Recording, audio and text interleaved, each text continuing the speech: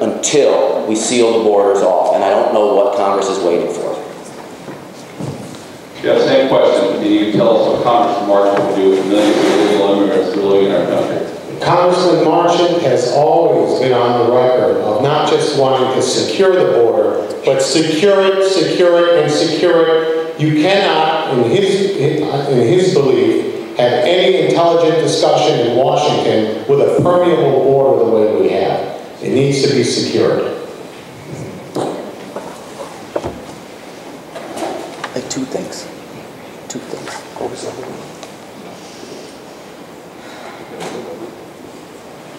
No, I said two things we agree. It was what would you do with millions of illegal immigrants who are living in our country? That was the question.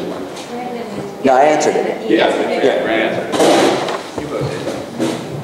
And you talked about securing. I talked about securing the borders. The Congressman also has been on record numerous times of enforcing the current laws that are on the books. They need to not just be there, they need to be enforced. I'll start with Grant. Grant, this is a two-part question. A, what is your plan to stop Obama's unconstitutional appointments? I didn't hear that. Like stop his unconstitutional appointments. It's not only his appointments, but it's also his executive orders, which every president in the United States has used them, but not to the prolific nature that President Obama has. Bottom line is we need to rally Congress, and we need to file lawsuits, if that's what it takes, and all the way to the Supreme Court to make sure that this is ruled unconstitutional. I believe it is unconstitutional. And so I've gone around North Texas consulting with business leaders to find out what they need in their industries, how to make things more successful in the economy. The other thing that I would do when I get to Congress is I would consult with constitutional law scholars to see what tactics we can use and put in place to stop President Obama from this kind of behavior, because it's unconstitutional. And the second part of this question is, why aren't Obama's czars and appointments held accountable? Good question. I think you got to ask the members of Congress though. Yeah. I mean, I certainly would be. I know he doesn't like me being on Fox News and Dancing with the Stars, but I would certainly be out there asking that question in a very public nature. So that's a question for the congressman. I wish he was here to answer it. Question one more time. Sure, Jeff. If you could answer for Ken. What is your plan to stop Obama's unconstitutional appointments?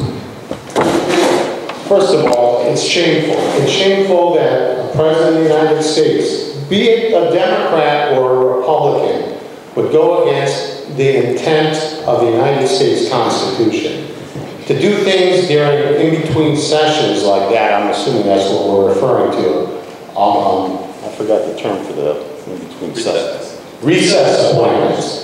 That's almost like cheating on your wife in a sense. There's an intent. You're supposed to be honest with the rest of Congress and with your constituents, but then behind the door you kind of appoint someone. That's really not what our government's supposed to be about. That's not open government, that's not transparent government, and that's not honest government, and it's the wrong thing to do. The second part of the question? And the second part is, why aren't Obama's czars and appointments held accountable? Why aren't Obama's czars held accountable? That's because the people aren't loud enough. Not just folks in Congress, the voters aren't loud enough. The voters should let it be known their opinions on these things. And quite frankly, a lot more people need to get out there and vote also.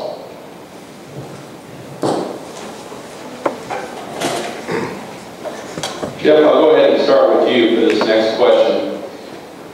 Would Kenny Marchant legalize gay marriage or adopt civil union partnerships? Why or why not? Kenny Marchant has opposed it in the past. He would not support it today, nor do I think he would support that in the future under any circumstances.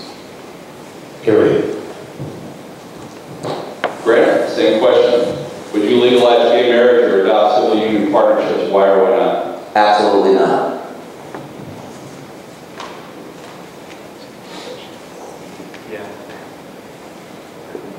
Grant, this question is for you.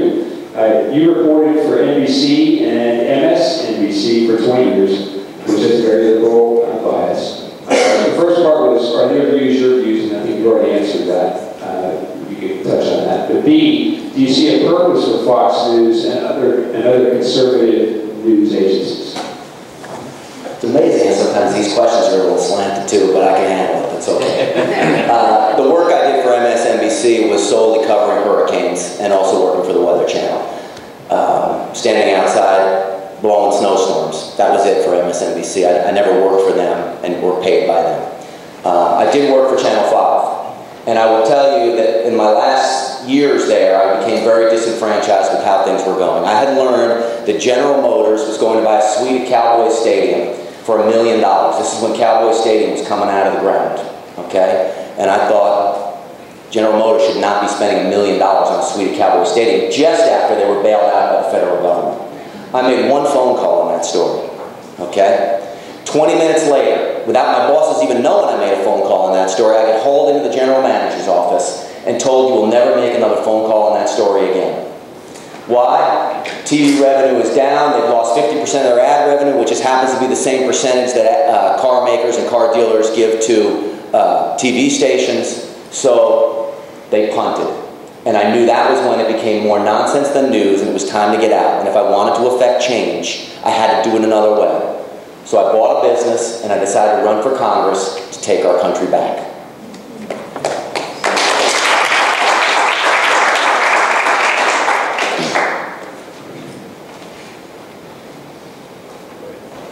There was a second part of it, and that is, do you see a purpose for Fox News and or other conservative news agencies?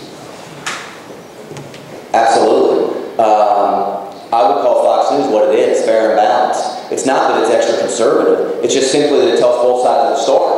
Nobody else is telling both sides of the story, so then Fox News gets labeled as conservative.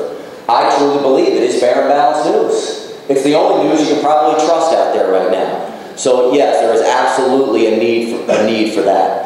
And any other outlet. Look, it's America. If somebody wants to go open up a liberal news outlet, well, then more power to you. I'm not going to watch. But that's what America's built on. You can go open whatever TV station you want. Freedom of speech. Grant, let's start with you on this question. What does the Constitution and the Second Amendment mean to you personally? So I'm a concealed handgun license holder, and I'm very, very proud of that. And I put it to use the other day. I was walking neighborhoods in Dallas, and it's a fairly nice area. And I knocked on the door, and the lady was afraid to open the door. And she says, "Oh, I'm sorry, there's been carjackings in the neighborhood." Well, guess what? I went out to my car, and I put my gun in my pocket, and I knocked on the rest of the doors back in here.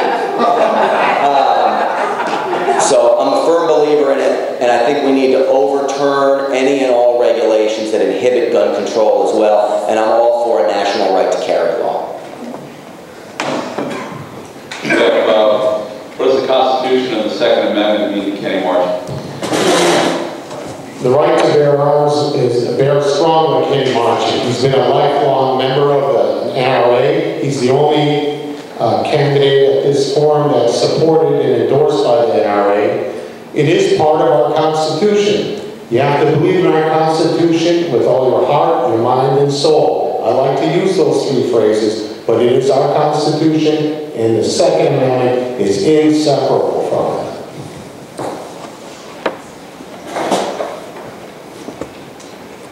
Jeff, what's Kenny's position on abortion? I think I answered that earlier. Kenny has a life, he feels it's an abomination. I mean, it's a sin. He's a member of the Nazarene Church. He's never believed in this all his life. He never will support it in any form or way in the past, today, or in the future. And he'll always fight against any attempts to wiggle around it.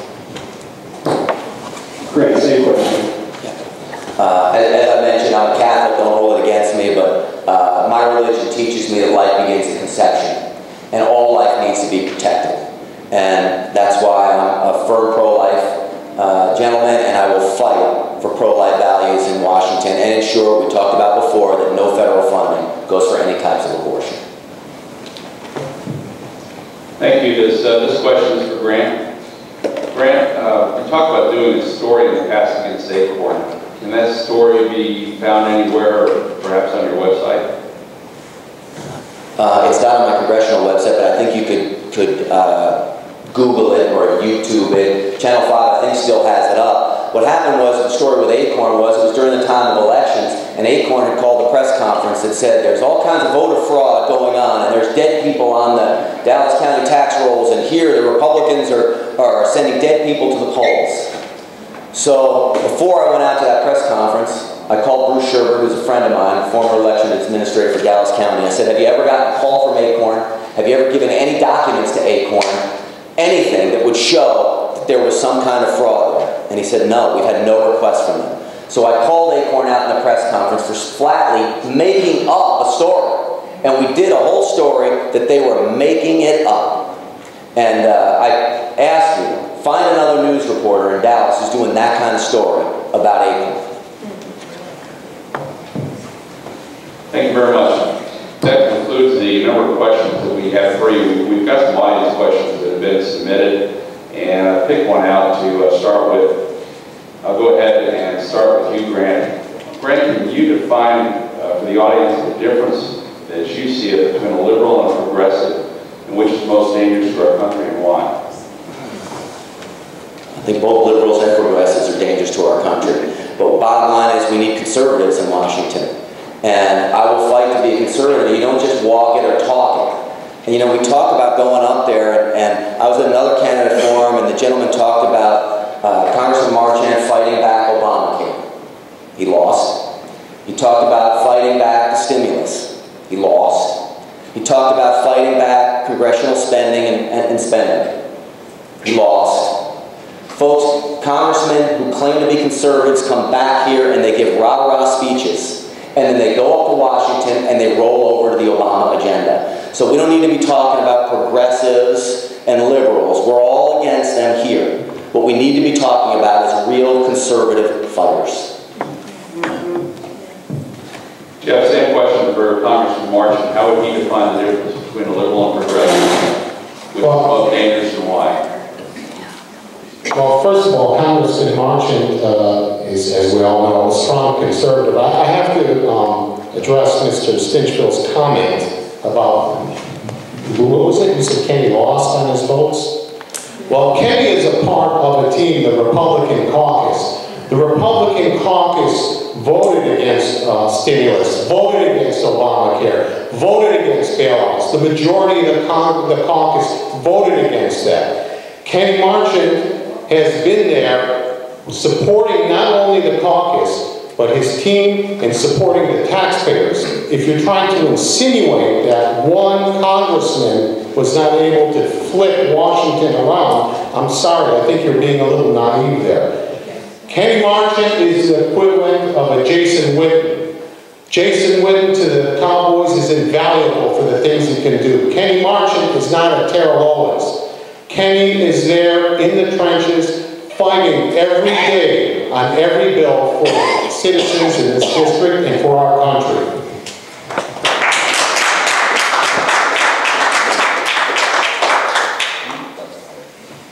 Yes. Yes, gentlemen, this is the last question from the audience. It's a little cumbersome, but bear with me.